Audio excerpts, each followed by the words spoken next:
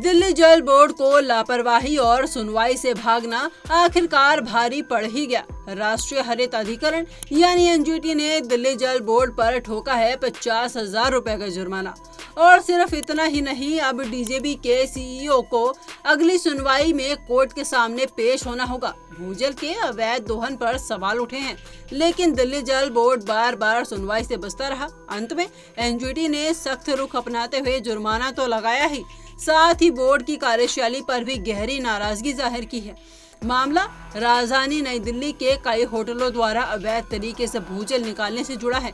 इस मुद्दे पर एनजीटी पहले ही गंभीरता दिखा चुका है, लेकिन जब सुनवाई की बारी आई, दिल्ली जल बोर्ड यानी डीजीबी की तरफ से या तो वकील नहीं आया या सुनवाई टालने की मांग कर दी गई। 28 फरवरी 2024 को इस मामले में सभी प्रतिवादियों को नोटिस भेजा गया था, फिर भी कार्यवाही लगातार टलती रही। अब सुनिए तारीखों की ये सीरीज जो डीजीबी की गैर जिम्मेदारी को पूरी तरह उजागर करती है।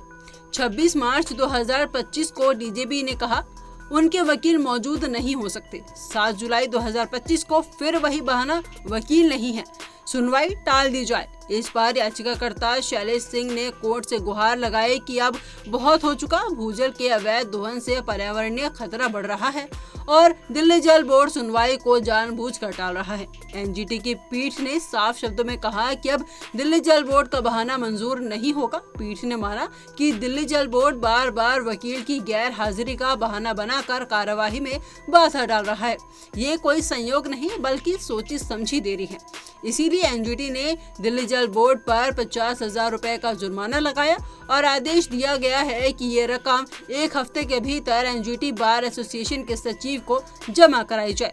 लेकिन ये पैसा बर्बाद नहीं जाएगा। एनजीटी ने निर्देश दिए हैं कि इस राशि से बार रूम में पर्यावरण से जुड़ी किताबें खरीदी जाएंगी और उनकी रसीद कोर्ट के रजिस्ट्रार को सौंपी जाएगी। और अब बात करते हैं सबसे अहम आदेश की। एनजीटी ने कहा कि अगली सुनवाई में दिल्ली जल बोर्ड के सीईओ को खुद अदालत के सामने पेश होना होगा। अदालत ने टिप्पणी करते हुए कहा कि 7 साल पहले जो आदेश दिया गया था उसे आज तक नहीं माना गया। दिल्ली जल बोर्ड का रवैया निंदनीय है और ये सराहनीय नहीं है। दरअसल दिल्ली में भूजल का गिरता स्तर एक बड़ी समस्या बन चुका है।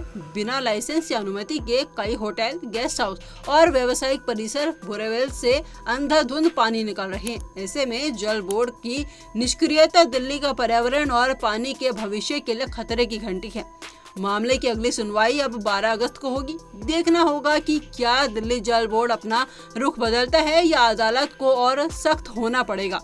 लेकिन एक बात तो तय है, एनजीटी अब कार्रवाई के मूड में है और बहानों का दौर अब खत्म होता नजर आ रहा है।